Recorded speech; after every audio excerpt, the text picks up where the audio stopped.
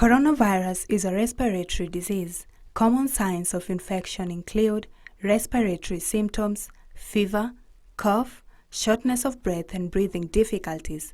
In more severe cases, infection can cause pneumonia, severe acute respiratory syndrome, kidney failure, and even death. To prevent coronavirus spread, wash your hands frequently with an alcohol-based hand rub to kill the viruses that may be on your hands. Maintain social distance. Keep a distance of at least 1 meter between yourself and anyone coughing or sneezing. When someone coughs or sneezes, they spray small liquid droplets from their nose or mouth. If too close, you can breathe in these droplets, including the COVID-19 virus, if the person has the virus. Avoid physical contact when greeting. Safe greetings include a wave, a nod, or a bow.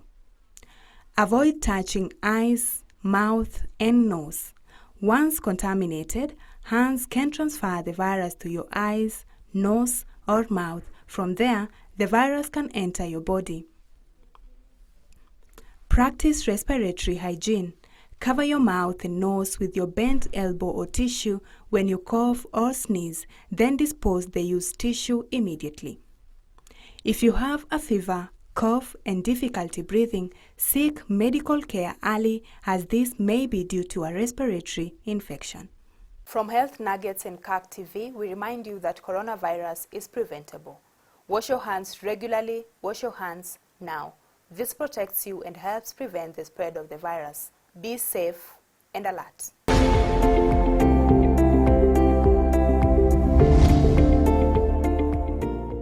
The coronavirus has captured the world's attention, putting it to a standstill. Countries and territories are being affected by this virus. More than 157,000 cases of the virus have been reported worldwide. Now, the virus started off in Wuhan, China, and it has spread worldwide, with Europe being the new epicenter of the pandemic.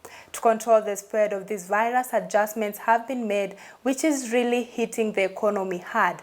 Movement is being limited, institutions are being closed. Now, Kenya reported its first case of the virus on Friday, that is 13th March, of a 27-year-old Kenyan woman. Hello and welcome to Health Nuggets. My name is Ida Munzati, and to help us understand more about the coronavirus and COVID-19, I'm being joined by Mr. Patrick Mwaura, a scientist from the University of Nairobi, Kavi Institute of Clinical Research Department. Thank you very much, Mr. Mwaura, for joining us today on show. Thank you very much. Now, a lot is being said about the coronavirus, COVID-19. Lots of definitions are being given. What really is coronavirus and what is COVID-19? Thank you. So, coronaviruses are a huge family of viruses that include several viruses that can cause disease in humans. For example, in 2002-2003, there was the SARS. SARS, it occurred in mostly Asia, but it caused some epidemics in some European countries. And in 2012-2013, there was MERS, which was also a coronavirus, which was also occurred in the Middle East. Yes. And these viruses are usually, they are transmitted, they are zoonotic viruses. By zoonotic, I mean they come from animals and they spill over into humans. For example, the SARS, which I just mentioned, came from bats and then into civet cats as the intermediate hosts, and then into humans. MERS, which occurred in 2012, was also originated in bats, went into camels, and spilled over into humans. Yes.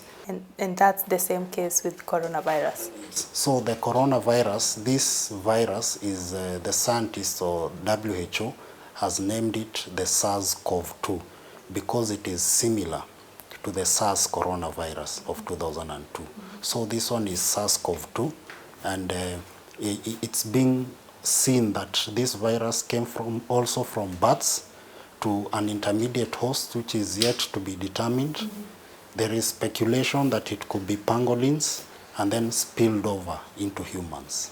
Yes. So coronavirus is the virus that causes COVID-19, which is now the disease. Yes. COVID-19 is the disease. It's coronavirus disease 2019. And SARS-CoV-2 is the pathogen or the coronavirus which causes COVID-19.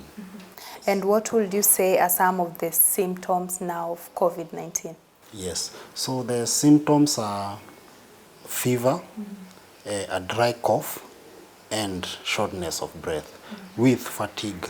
So those are the main symptoms. And it's important to say here that the fever is dry cough and not a productive cough, which is similar to, which is observed in other pneumonias. Yes, so these symptoms are atypical pneumonia, atypical and not typical. Yes. So it's, to be specific, it is a dry cough, not any other cough, because we are seeing that, because in Kenya, most of us use public transport, so if anyone is coughing near you, people are saying that it's a... Let me say that although it is a dry cough, it may be hard to distinguish for people who may not be healthcare practitioners, so it is good to avoid anyone who is coughing at the moment by a distance of, say, 6 feet or 2 meters. Yes. And how is it spread? Yes. So the main way in which this virus is spreading is via respiratory droplets. So if someone coughs or sneezes, there are droplets which emanate from his mouth, and which these droplets contain the virus, the coronavirus or the SARS-CoV-2, if someone is infected. And if you breathe in those droplets, you would get infected. That's one way in which it is being spread. Another way is that if someone sneezes or coughs into his hands and or maybe into an inanimate object like, say, a chair, a table, if someone else was to touch that surface and then with their hands they touch what is called the T-zone, the eyes, the nose and the mouth, they would also get infected through that way. Yes. And how do you protect yourself from getting the infection? Yes. So the main way of protecting yourself is, first of all, if you observe that there's someone who is coughing near you, you need to get away from that person or be at least several meters away from him. That's the first step of protecting yourself. Also, people are being advised to wash their hands regularly. If someone has coughed onto a surface and I touch that surface, as I said, I could infect myself if I touch any of the members of the T-zone, my eyes, my nose, and my mouth. So it is advisable to wash your hands with soap for at least 20 seconds or use a hand sanitizer every other time. Yes, every other time. Many times a day. Yes. So you'll say after every 20 seconds, someone should wash their hands or sanitize their hands? Well, not 20 seconds per se, but once you are as you are doing As your frequent activity, as frequently as possible. Yes, keep washing your hands as frequently as possible, or use a hand sanitizer. Yes, and also I would like to say that people should observe respiratory hygiene. If you are coughing, you need to cough into an elbow like this, and also if you notice that you have these symptoms, you need to stay at home and call ahead. There are emergency numbers that have been given by the Ministry of Health, so you need to call them in advance, but you need to have those symptoms. Yes, and you also need to, if you suspect you have been in contact with someone who has been from one of the hotspots, like, say, China, Iran, Italy, South Korea, you know, the places where there is widespread coronavirus and you have those symptoms, it is good that you make those precautions. Yes. Okay, now Kenya reported its first case just recently. As Kenyans, how alert should we be, and how should we take this news? Yes, so it's true, Kenya reported its first case, And Kenyans should take this news and observe and take the advice of the Ministry of Health. The Ministry of Health gave clear guidelines on how to deal with this issue that has come to our country. Also, the WHO has given recommendations, and the main message here is to keep washing your hands as frequently as possible, observe respiratory hygiene. Yes, and if you have any symptoms, you need to call the emergency numbers which have been given. There is also an SMS platform which the ministry has also rolled out. By dialing *719#, you can get the alerts on how to prevent yourself from getting sick, and also other things that the ministry has on that message platform. Yes. And what's the incubation period of COVID-19? Because we keep on hearing of 14 days quarantine. People just hear of that term, but really don't know what it means. Yeah, so typically the incubation period for the SARS-CoV-2 or this particular coronavirus is 5 to 6 days. That's when the symptoms occur after one has been infected. But some people may develop these symptoms later. That's why there is a 14-day period. Yes. And during the 14 days quarantine, what are some of the do's and don'ts you'll say that people should practice? Yes. So if one has come into contact with someone who has been confirmed to have the coronavirus, they are being advised to self-quarantine. Or if they have come from a country or where there is a hotspot of coronavirus infections, one is being advised to self-quarantine. So in this self-quarantine, you need to put yourself in your home. Yeah. If you have other people in the house, you should avoid, sharing things like toiletries, towels, even utensils. If you're in the same room, you need to ensure that the windows are open, maybe the door, so that there's a constant flow of air.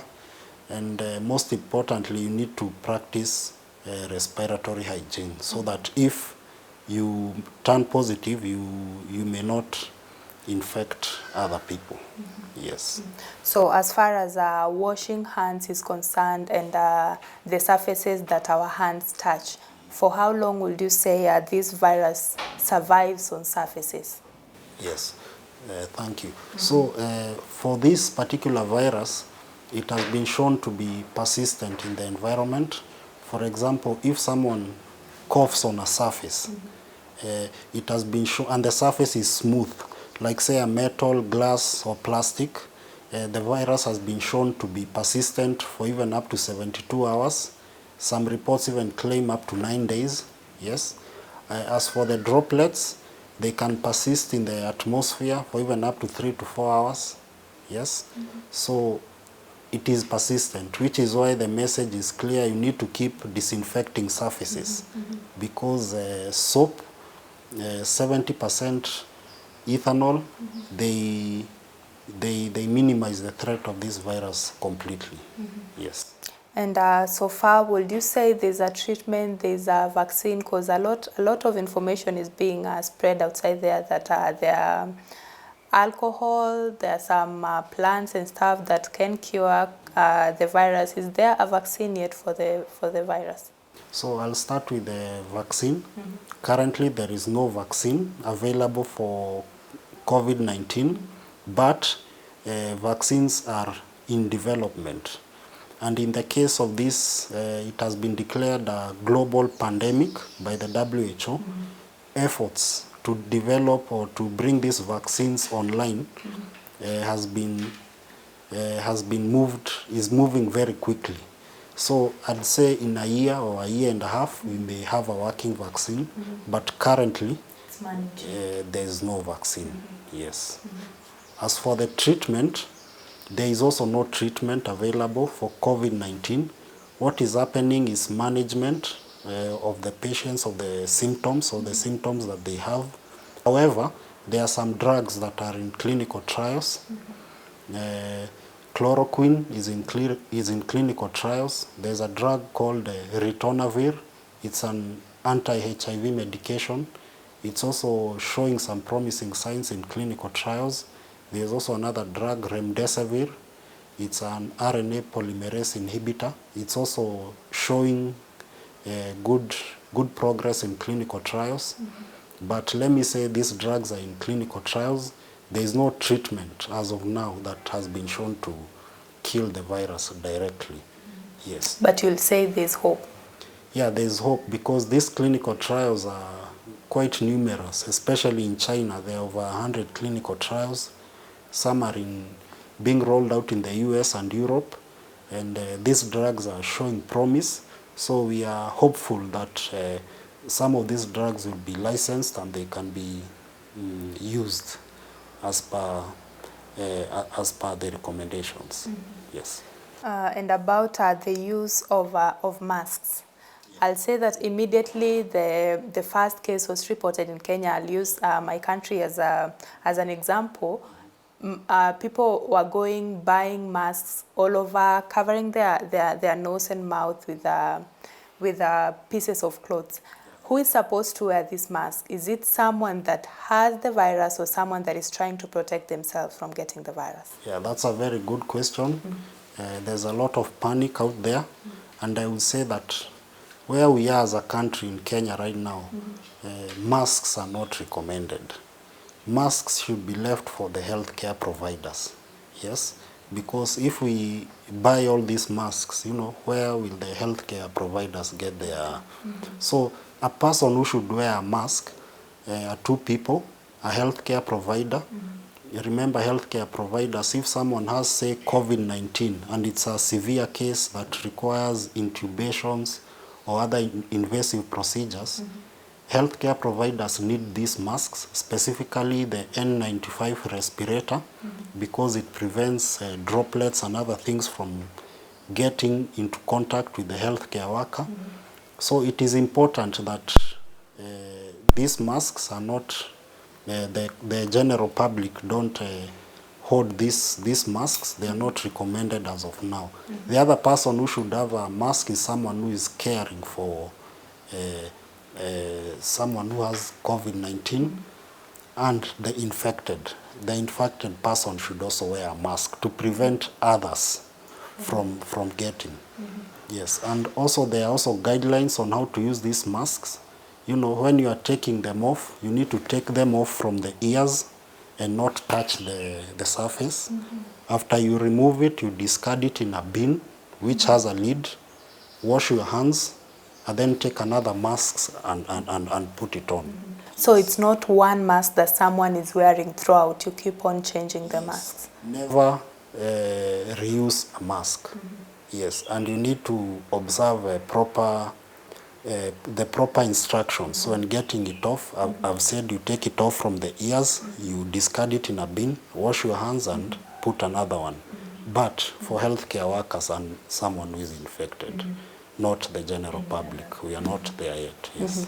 And does the same apply to gloves? Because trust me, I've seen people wearing gloves on the streets. Yeah. So I'd say for healthcare workers dealing with COVID-19, they need to have the proper, we call it personal protective equipment, PPE. So that involves gowns, gloves, the N95 respirator, even goggles. Because you see, we said the eyes is part of the T-zone and one can be infected through that route. Yes. So the Ministry of Health has purchased this PPE. They are available at Kenyatta and Bagathi and in the county hospitals in any case, in any eventuality. Yes. And there's a lot of information going around, especially on social media, about the coronavirus, about COVID-19. What you'll do say are some of the things that are being said, but they're just myths about this particular virus? Yes. So there's this widespread myth that coronavirus cannot infect black people. I've seen that a lot as something about melanin or something. So I want to say that is not true. anyone who is exposed to coronavirus can get coronavirus. No one is immune. This is a completely new virus that no one has immunity for. So there is no one who is immune. So that the issue of black people, that is not true. That is an absolute lie. Yeah. So another thing I've seen people asking a lot is whether the pets that we have can get the virus. Yes. And I'd like to say that up to now there's no evidence to show that pets are carriers of COVID-19. So it's also good to put that out there, that there is no evidence that the homemade pets are carriers or can be infected. Another myth that is going around is the issue of the climate. People are saying, or it's not a myth per se, it's a question, whether warmer climates, people around in warmer climates can also, whether the virus can persist. And I would say that geographically, the countries which have been shown to have a high rate of COVID-19, which is Italy, South Korea, Wuhan, they are on the same latitude. They are in the colder, they're experiencing a colder climate right now. So the issue here, or the main thing here, is that it is hoped that as the spring comes in, it will wane worldwide. But currently, there's not enough evidence to suggest that people in warmer climates, like in Africa, the virus cannot persist. We hope it will not be big. Yes. Okay, and the issue of age. Yes. So currently, as the virus is spreading, over 80% of the people who are infected show mild symptoms, and these are especially the young people. But in the older people, greater than 65 years, people with underlying health conditions, these are the people who are most at risk. And in the mortality figures, the WHO official mortality rate is 3.4. Of the 3.4%, the majority of those who have succumbed are the old, greater than 65 years, and who have pre-existing conditions. Yes, that is not to say that some young people have not died, because some have died, but a majority of the people who have succumbed are the people who are greater than 65 years and with underlying conditions. So the main point here is that a lot of the people who will get COVID-19, most will experience only mild symptoms. Yes.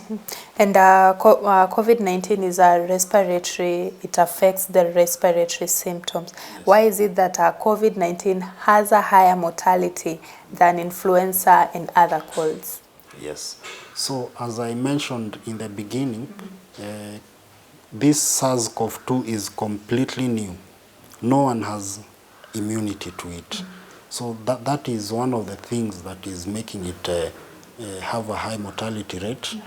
Our immune system have never seen the SARS-CoV-2 virus, but influenza, it comes in season. Like right now in Europe, in Asia, it's the season of flu season, right? So next year there'll be another season of flu season. So the body has kind of gotten used to it. But with the SARS-CoV-2, it is completely new. There are no specific treatments for it, which of course drives up the mortality rates. So it's a combination of these things that is making it have a very high mortality rate at 3.4%.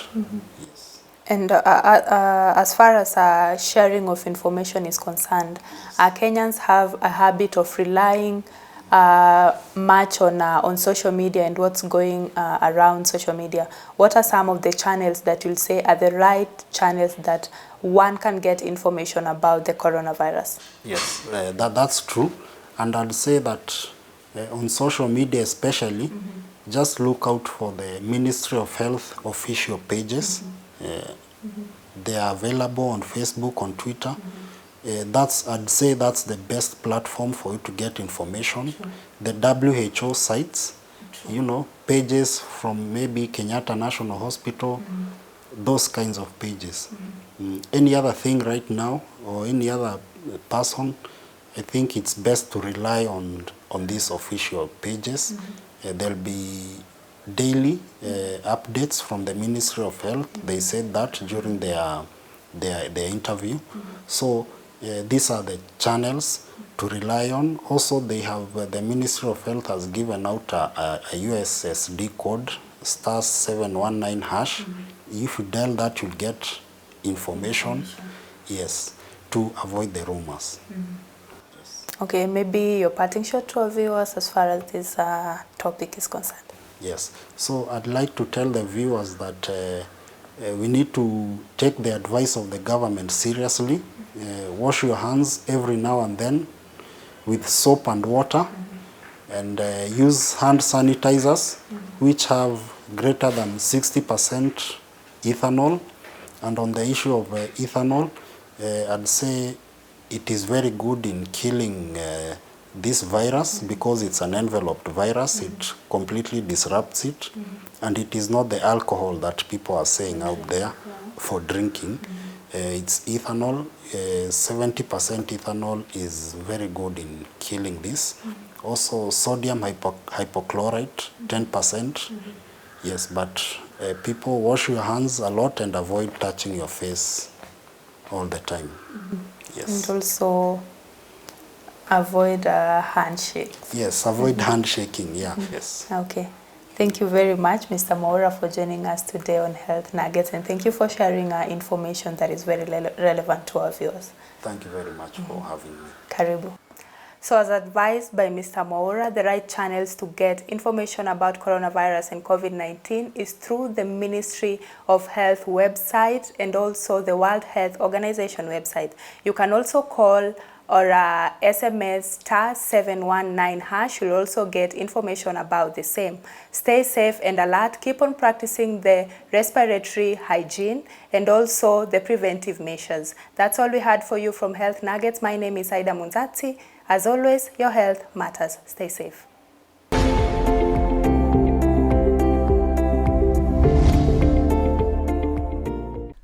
Coronavirus is a respiratory disease. Common signs of infection include respiratory symptoms, fever, cough, shortness of breath and breathing difficulties.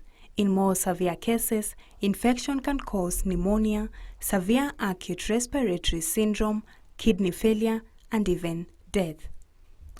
To prevent coronavirus spread, wash your hands frequently with an alcohol-based hand rub to kill the viruses that may be on your hands.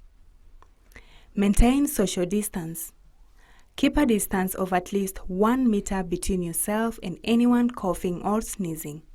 When someone coughs or sneezes, they spray small liquid droplets from their nose or mouth. If too close, you can breathe in these droplets, including the COVID-19 virus, if the person has the virus. Avoid physical contact when greeting. Safe greetings include a wave, a nod, or a bow. Avoid touching eyes, mouth, and nose. Once contaminated, hands can transfer the virus to your eyes, nose, or mouth. From there, the virus can enter your body. Practice respiratory hygiene. Cover your mouth and nose with your bent elbow or tissue when you cough or sneeze, then dispose the used tissue immediately. If you have a fever, cough, and difficulty breathing, seek medical care early, as this may be due to a respiratory infection. From Health Nuggets and CAC TV, we remind you that coronavirus is preventable. Wash your hands regularly, wash your hands now. This protects you and helps prevent the spread of the virus. Be safe and alert.